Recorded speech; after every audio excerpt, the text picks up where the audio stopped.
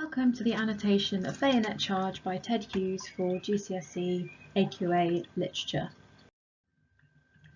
So first annotations, green for context, purple for structure. So in terms of context, Hughes wrote this in 1957, but his father fought in and survived World War I. So even though it was written after the war, quite significantly after the war, it was based on World War I and therefore Hughes's father's experiences of the war. So the difference that you'll pick up first of all between this and other poems such as Exposure is this is not a first-hand account. The poem narrates a soldier's experience going over the top and questions the purpose of war. So in terms of structure, it begins in media res, and this creates excitement, also disorientation of the battle and how the soldier might have felt having to just instantly leap into combat. The irregular rhythm mirrors the arduous task of crossing no man's land, so it stops and it starts and it's difficult to read in places, which echoes that difficulty. And the pronoun of he suggests a universality of the soldier, so it could be anybody, or dehumanization of the soldier as well, so perhaps they don't have their own identity. So first stanza. As we said previously, it begins in media res, so in the middle of action, and it begins with the adverb suddenly. So it's disorientating, it makes the soldier seem vulnerable, and contextually it might have been that the soldier has just woken up and is already having to go straight over the top into battle. This is almost a nightmare-like situation that he's woken up and he's still experiencing this awful set of events that he's now got to deal with. The alliteration of hot, his and heavy mimics perhaps the heavy breathing of the soldier and kind of that kind of feeling, and that suggests effort of him having to cross no man's land, and it's emphasized by the adjectives as well with the hot and the heavy. The violent imagery used here with the with the personification, bullets smacking the belly out of the air. The smacking is a really aggressive verb, and the idea of it being so aggressive and violent towards the soldier almost makes him feel like, or make him seem like he has absolutely no chance whatsoever. So it emphasises the danger in which he finds himself. Sweating like molten iron, so this simile reflects the initial propaganda perhaps, changing to something more destructive.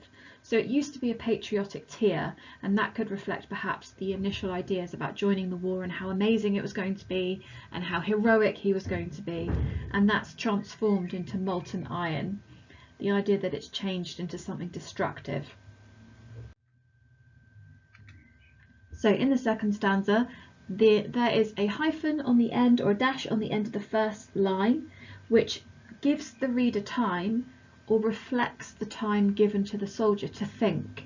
So it says in bewilderment then he almost stopped, and does he pause to think about what he's doing?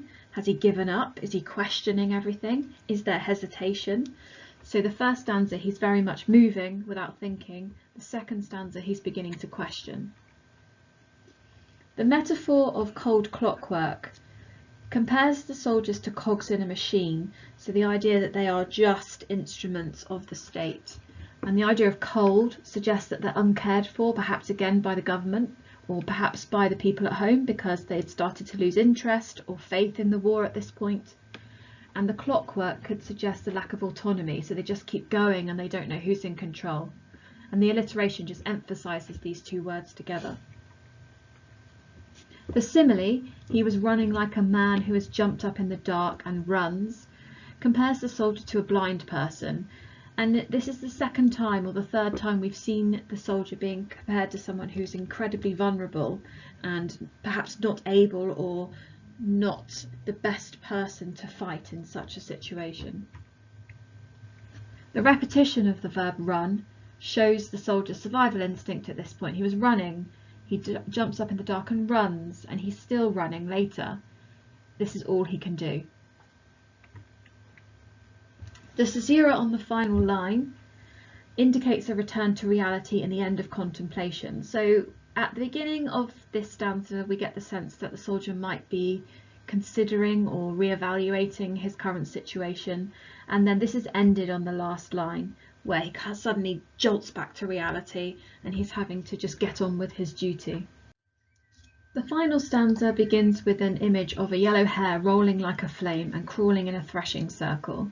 And this image is used to demonstrate the destruction of nature and innocence from war, the idea that the hare has been annihilated by the impact of war, even though he had absolutely nothing to do with it, so the destruction of all innocence. This could also be symbolic of the soldier's plight. Perhaps he sees himself in the hare and that he is as vulnerable as this small animal. Further down, as he's thinking about plunging his bayonet and getting out of the way and surviving, he remembers king honour, human dignity, etc. And this asyndetic list reflects the disillusionment in propaganda. So this goes back to the idea of the patriotic tear, and this being the initial reason why this soldier chose to fight in the war. And it was all about king and honour and protecting dignity and protecting liberty. And the etc. on the end now just makes him think that it's not even worth recounting the rest of those reasons. He's almost forgotten why he's there, and actually he doesn't feel like that's what he's fighting for anymore. And the final line is his terror's touchy dynamite. And this personification of the dynamite could suggest that the soldier is controlled entirely by fear. And this is kind of cyclical with the beginning of the narrative, where the soldier wakes up suddenly and is running, and then by the end he's still really anxious and on edge and ready to just survive. The fate of the soldier is this just ongoing battle to survive. And the alliteration of the terror's touchy dynamite imitates the nervousness that he might feel, that he's almost about to explode, he's a bit unpredictable.